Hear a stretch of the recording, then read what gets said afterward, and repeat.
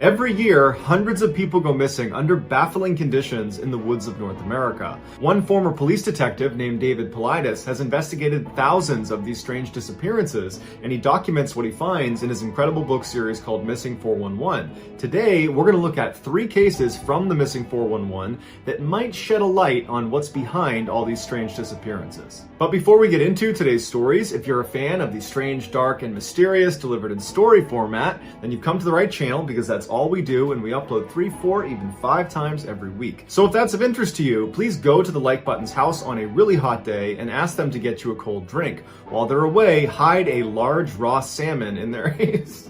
While they're away, hide a large raw salmon. I can feel it. I can feel it coming on. While they're away, hide a large raw salmon in the AC vent. Also, please subscribe to our channel and turn on all notifications so you don't miss any of our weekly uploads. All right, let's get into today's stories.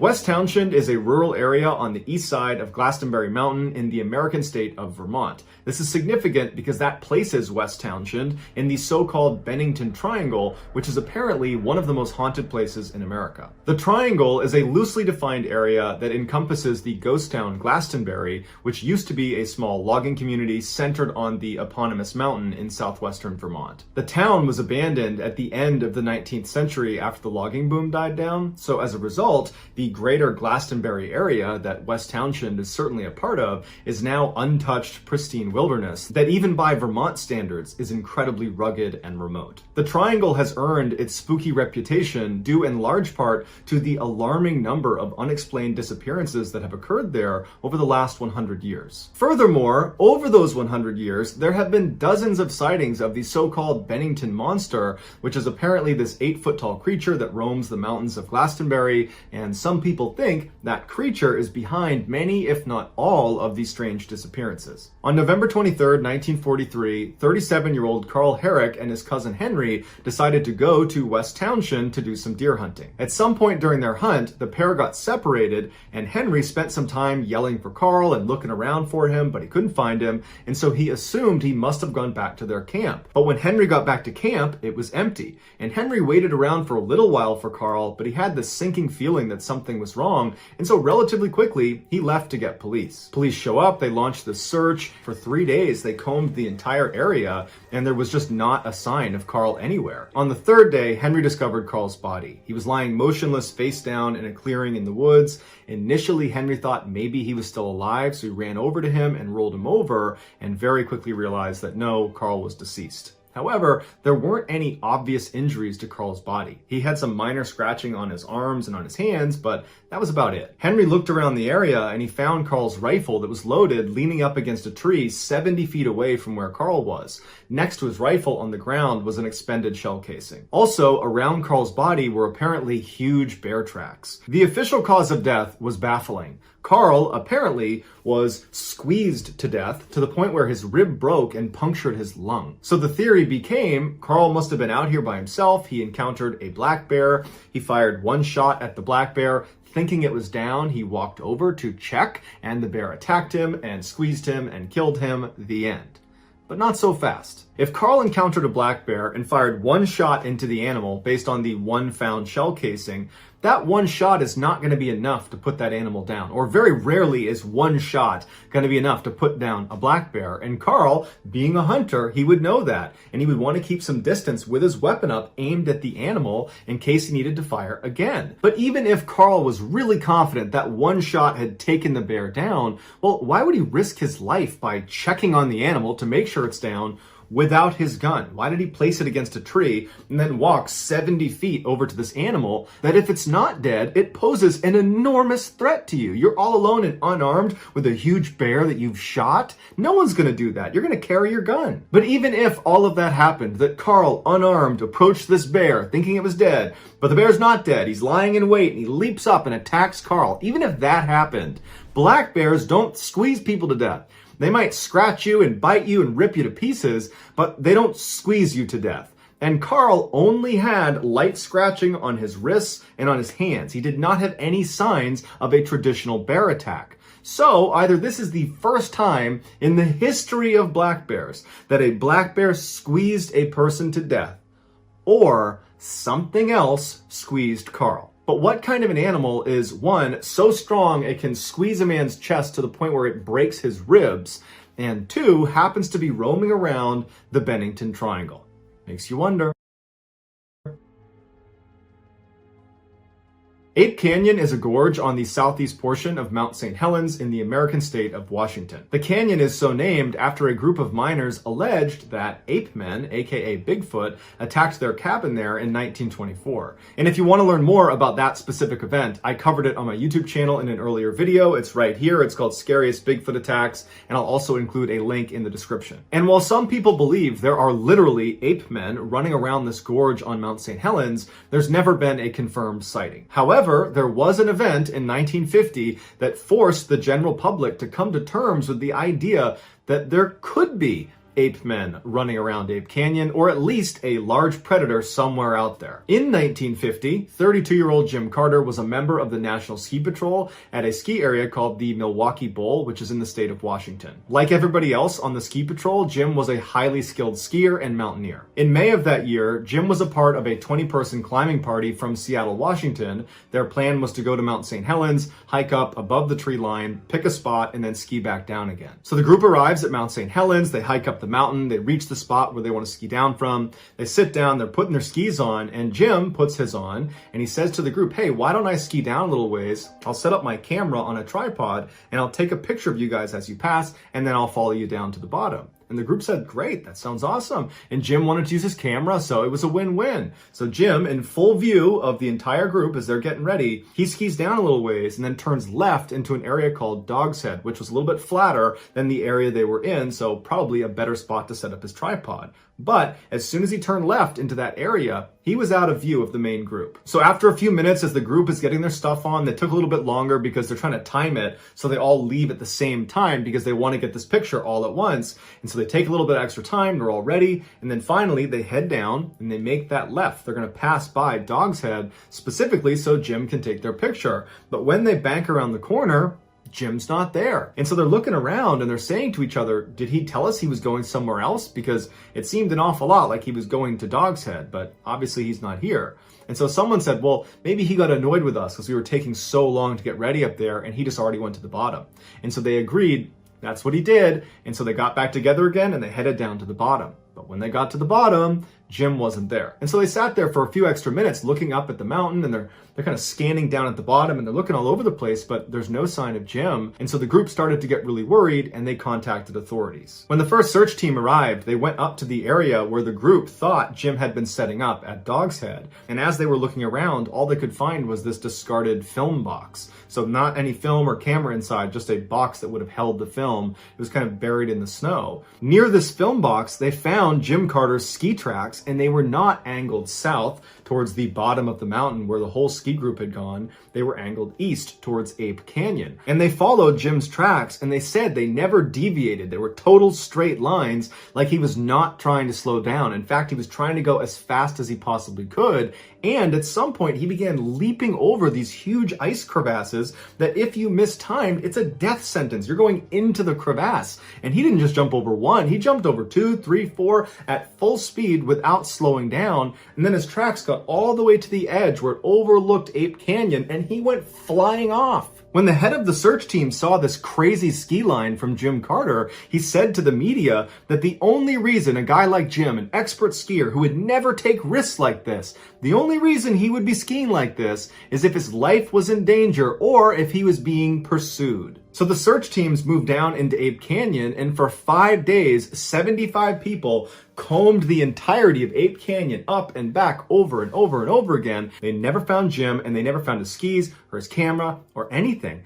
And the whole time they were looking, those 75 searchers would report that anytime they were alone, they had the distinct feeling they were being watched. And it got so uncomfortable for many of them that they refused to go back into the gorge unless they had someone right next to them. After those 5 days of searching almost exclusively inside of Ape Canyon, they spent another 5 days not only continuing to search Ape Canyon, but also the surrounding areas. And finally, after 10 days of finding no trace of Jim Carter, the search was terminated. The only rational thing thing investigators could point to as the reason behind why this happened to Jim was he was diabetic and he had forgotten his insulin that day, so perhaps he became hypoglycemic and he became confused and then managed to ski off the cliff into Ape Canyon, where he landed in such a way that he remained hidden. Or, like the head of the search party seems to think, he was being pursued. He was skiing for his life. Whatever was chasing him had scared him so badly that he was skiing in a straight line down a cliff, jumping over ice crevasses before falling into Ape Canyon. And then presumably whatever forced him off the edge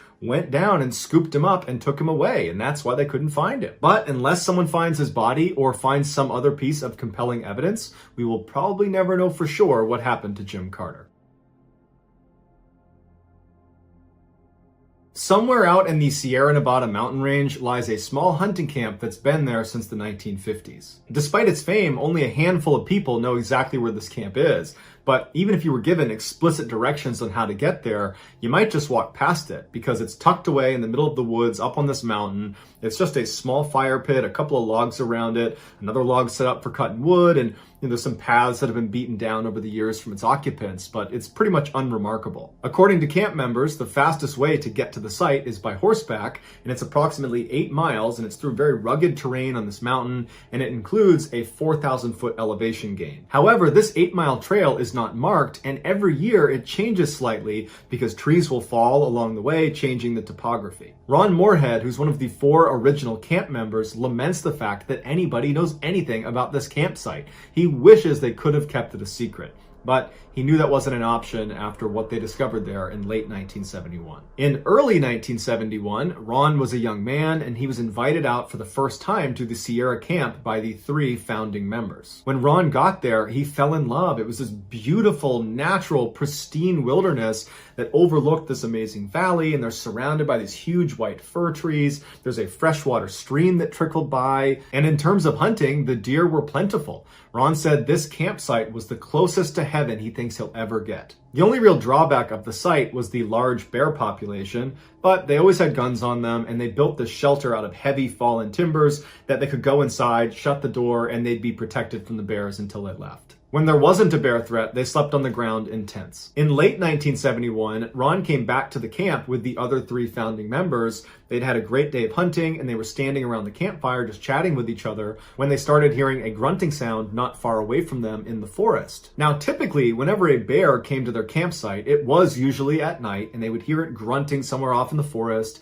And as soon as they heard it, they would stop and they would listen to kind of confirm it was a bear. And if it was, they would go inside of their shelter and they would wait for it to leave. But this time, when they stopped to listen to confirm it was a bear, the sound they heard next was something they had never heard before. And it was so frightening, they almost fell over each other running to get inside of the shelter. It was like a whooping sound you would expect from an ape, except instead of a series of whoops like you would expect from an ape, it was one loud whoop, and then silence, and then another creature somewhere else made a responding whoop that sounded different than the first. There was at least 2 creatures that were basically speaking to each other out in the forest, out of view. Ron would say, as these creatures were howling and whooping at each other out in the forest, the men were huddled around inside of the shelter looking at each other like, what is that? Has anybody heard that sound before? And nobody knew what it was. And after a little while, they heard these creatures running towards the camp. They were pretty well off, but they heard these heavy footsteps approaching. And so Ron and the others, they put themselves up against these slats inside of the shelter where they could look out in the direction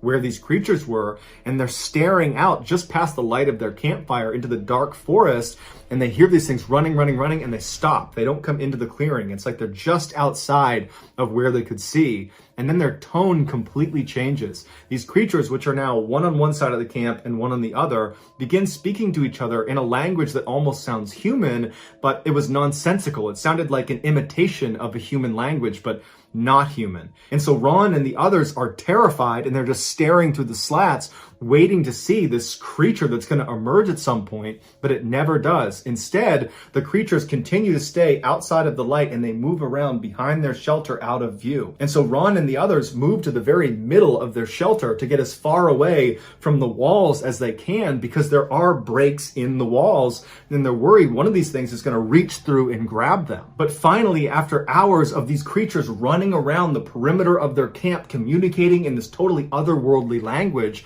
they started whooping again and ran off. And for the rest of the night, Ron and the other three stayed right in that shelter. The next day, when the sun came up, the men were out of that camp as fast as they could. These are hard, rugged men, and they were very shaken up by this experience. And they tried to talk about it, but there was just no way to describe what they were hearing and experiencing. And so they just decided they just wanted to get out of there as fast as possible, and they'll deal with this later. But as soon as they got out of the woods and back to their homes, they didn't talk about it anymore, except Ron became obsessed with whatever it was that was making that sound. He so desperately wanted to find out what it was. And so he convinced the other three members to come with him and go back to the campsite, except this time Ron was going to bring an audio recorder and he was going to try to capture some audio of these creatures. And so the four men went back to the campsite. They didn't even hunt that day. They stayed right near the campsite. They made this big fire and they're all just kind of nervously sitting there waiting, kind of hoping it happens and also hoping it doesn't happen. And at some point in the evening, Ron said he heard footsteps way out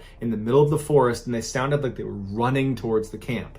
The four men sprint inside the shelter, lock it behind them, and Ron turns on the audio recorder. Now, before you listen to this famous recording, here are its bona fides. After being recorded, Ron sent it to Dr. R. Lynn Curlin, who is a professor of electrical engineering at the University of Wyoming, and he and his team analyzed it, and they concluded that 1, it was unaltered, so it's not been edited, it's not been doctored in any way, it's an authentic audio recording. And 2, whatever was making the sounds could not have been a man, because their vocal range was dramatically higher and lower than that of a human's. The doctor said, based on average pitch and tract length, the creature that was making the sound most likely was between 7'3" and 8 feet tall. In addition to the Dr. Curlin examination, a cryptolinguist expert named Scott Nelson also pointed out that it would have been nearly impossible in 1971 for Ron or any of the other hunters to dub the sound of their voices, which are on the recording, over the sounds that these creatures were making. Because a couple times in the recording, you hear both sets of voices happening at once. That's something you couldn't have done in 1971. Despite numerous attempts to debunk this recording, it still stands as a legitimate, unedited recording. Although what they were recording is still a mystery. Have a listen.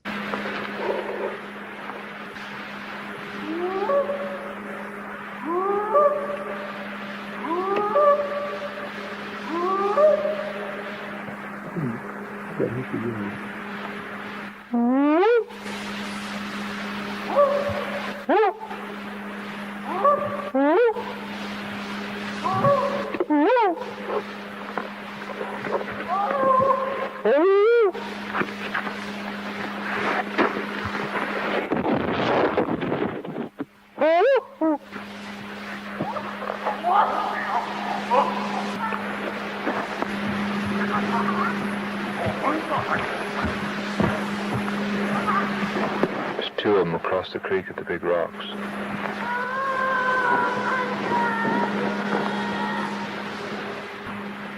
It's a hard act to follow. It sounds like he talks to others and they talk to each other. Yeah.